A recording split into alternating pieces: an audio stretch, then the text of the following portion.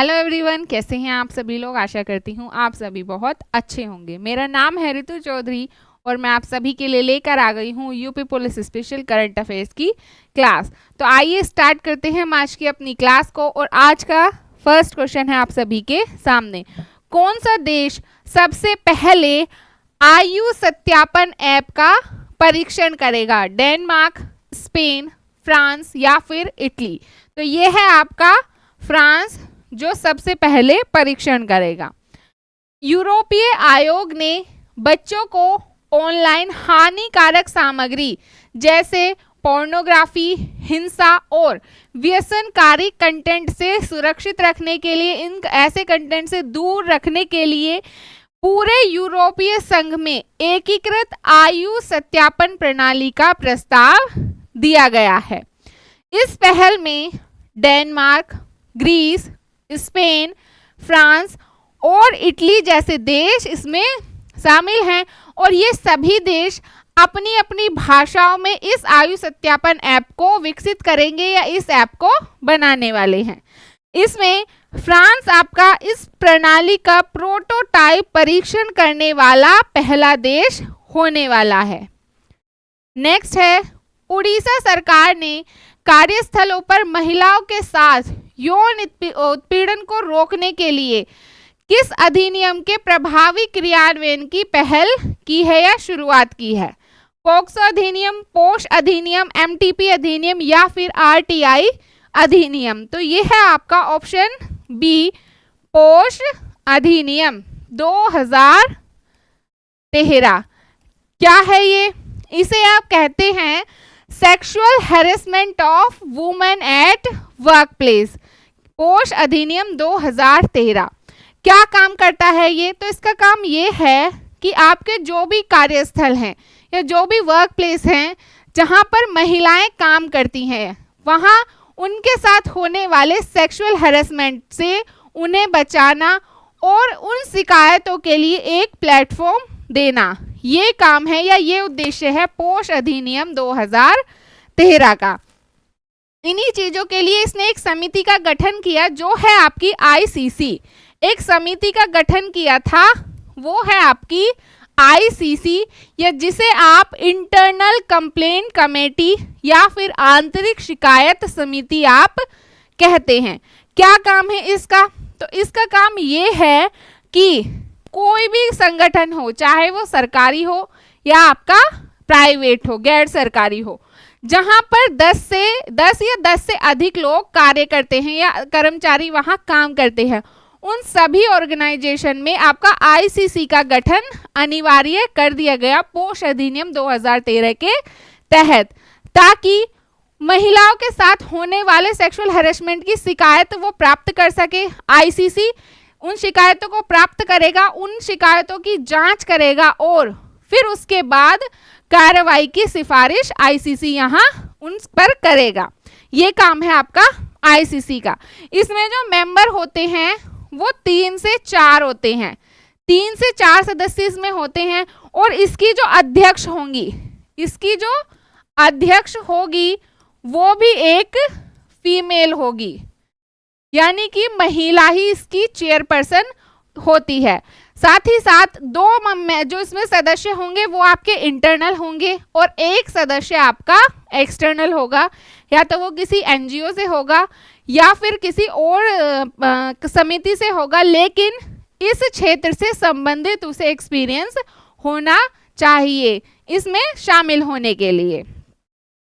आगे है, उड़ीसा सरकार ने कार्यस्थलों पर महिलाओं के यौन उत्पीड़न की रोकथाम हेतु पोश अधिनियम 2013 के प्रभावी क्रियान्वयन के लिए राज्य स्तर पर कई ठोस पहलों की शुरुआत की है। इसमें सभी, चाहे वो आपकी सरकारी हो या फिर निजी संस्थान हो या गैर सरकारी या प्राइवेट संस्थान हो, सभी में आंतरिक समिति या आईसीसी का गठन अनिवार्य कर दिया गया। अभी मैंने ये आपको बताया। और साथ ही साथ जो आपके ग्रामीण क्षेत्र हैं और जो आपके आदिवासी क्षेत्र हैं, वहां पर भी इस प्रशिक्षण में इस क्षेत्रों में प्रशिक्षण व जागरूकता का कार्यक्रम शुरू किया गया ताकि ग्रामीण क्षेत्रों में और आदिवासी क्षेत्रों में भी इससे संबंधित जागरूकता फैलाई जा सके। नेक्स्ट है, चंद्रशेखर आजाद की 119वीं जयंती कब मनाई गई? 15 अगस्त 2025, 23 जुलाई 2025, 30 जनवरी 2025 या फिर 10 मई 2025। तो ये मनाई गई आपकी 23 जुलाई 2025 को।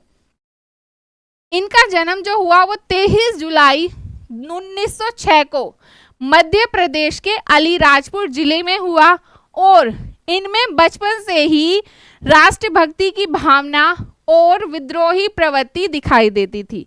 उन्होंने मात्र 15 वर्ष की उम्र में ही महात्मा गांधी के नेतृत्व में असहयोग आंदोलन में भाग लिया और जब उन्हें गिरफ्तार किया गया उस समय जब उनसे उनका नाम पूछा गया तो उन्होंने अपना नाम आजाद बताया और अपने पिता का नाम स्वतंत्रता, और जब उनसे उनका निवास स्थान पूछा गया तो वो उन्होंने जेल बताया।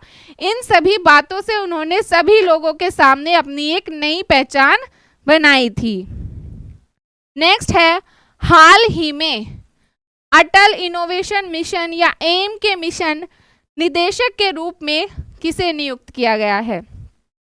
अमिताभ कांत, आर रामन, दीपक बागला या फिर कृष्ण कुमार? तो ये हैं आपके दीपक बागला जिन्हें नियुक्त किया गया है। अब बात करें हम यहाँ एम की, तो इसकी जो स्थापना की गई थी, इसकी स्थापना आपकी 2016 में की गई थी।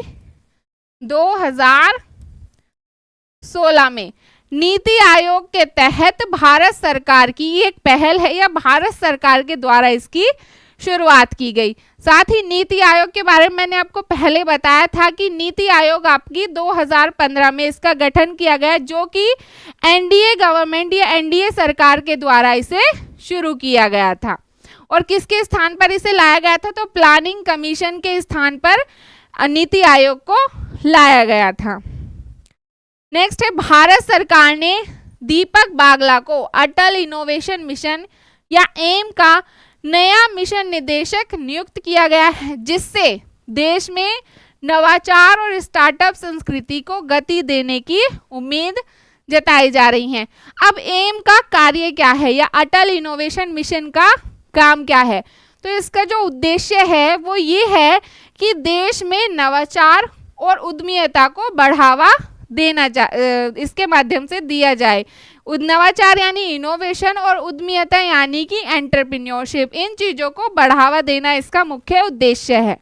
एम नीति आयोग की प्रमुख रणनीतिक पहल है जो नवाचार, उद्यमिता और समस्या समाधान यानी प्रॉब्लम सॉल्विंग को संस्थागत रूप देने का कार्य करती है। इसके प्रमुख कार्यक्रमों में अटल टिंकरिंग लैब्स, अटल इंक्यूबेशन सेंटर्स, प्रथम पीढ़ी नवाचार कार्यक्रम और क्षेत्रीय नवाचार चुनौतियां इसमें शामिल हैं।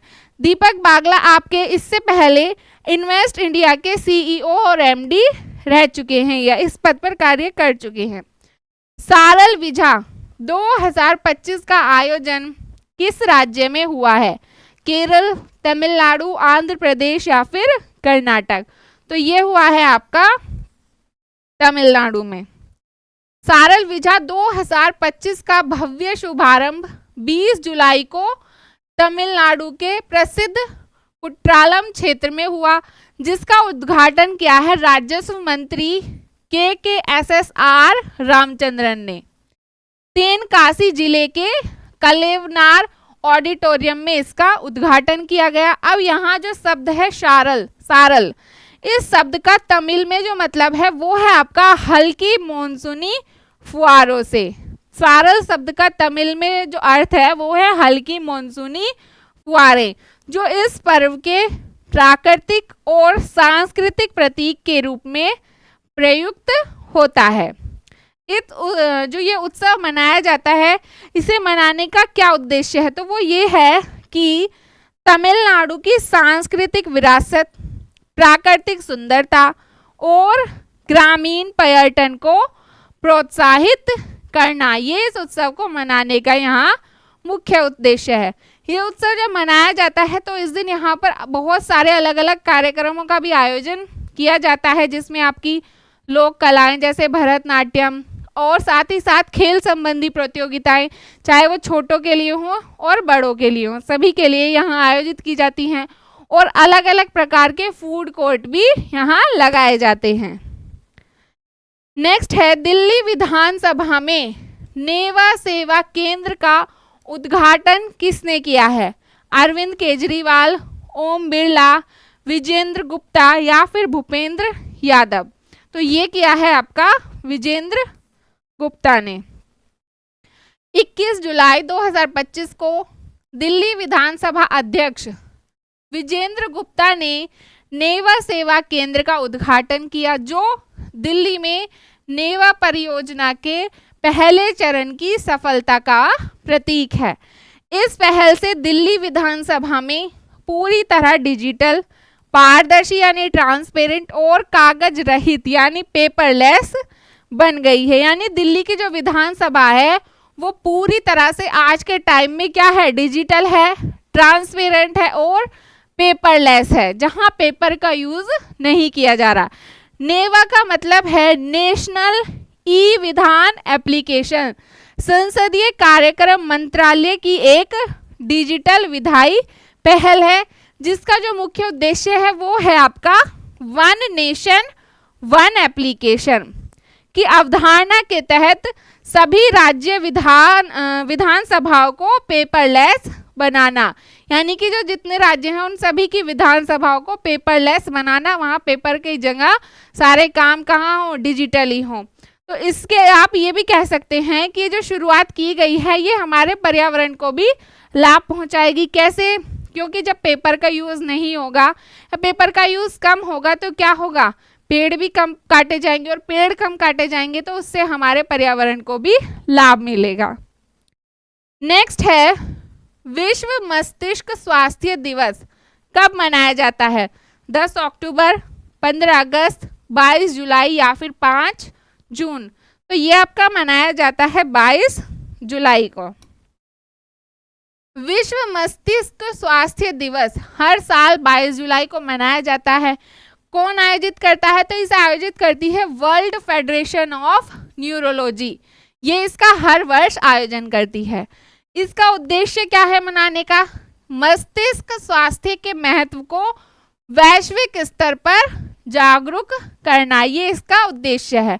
2025 की जो इसकी थीम रही वो है आपकी सभी उम्र के लोगों के लिए ब्रेन हेल्थ। ये थी 2025 की थीम, जो भ्रूण से लेकर वृद्धावस्था तक मस्तिष्क की देखभाल पर जोर देती है।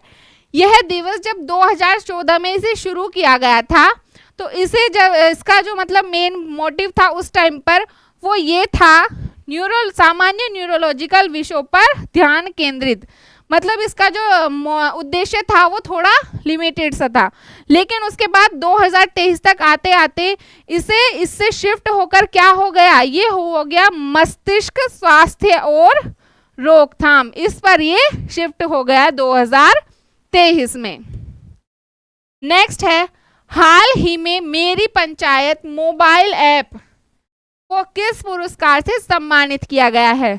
Digital India excellence award, WSIS prize 2025 championship award, या फिर UNICEF innovation award, global panchayat innovation prize? तो ये है आपका ऑप्शन बी, जिस अवार्ड से इसे सम्मानित किया गया है। भारत के मेरी पंचायत मोबाइल ऐप को WSIS प्राइज 2025 के तहत चैंपियन अवार्ड से सम्मानित किया गया है, जिसे किसके तहत दिया गया है? World summit on the information society पहल के अंतर्गत ITU के द्वारा ये पुरस्कार या ये सम्मान या ये अवार्ड दिया गया है। ये सम्मान किस उसमें दिया गया है इस ऐप को? तो इसके सांस्कृतिक विविधता और स्थानीय सामग्री श्रेणी में ये पुरस्कार दिया गया है। अब WSIS की जो स्थापना है या इसका जो गठन हुआ है या शुरुआत हुई है वो आपकी 2005 में इसकी शुरुआत हुई।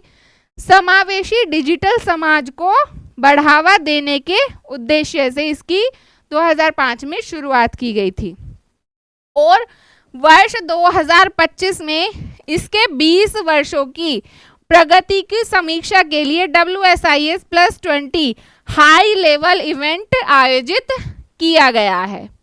तो ये थे हमारी क्लास के कुछ इंपॉर्टेंट क्वेश्चंस। आपको क्लास कैसी लगी ये ज़रूर बताएं।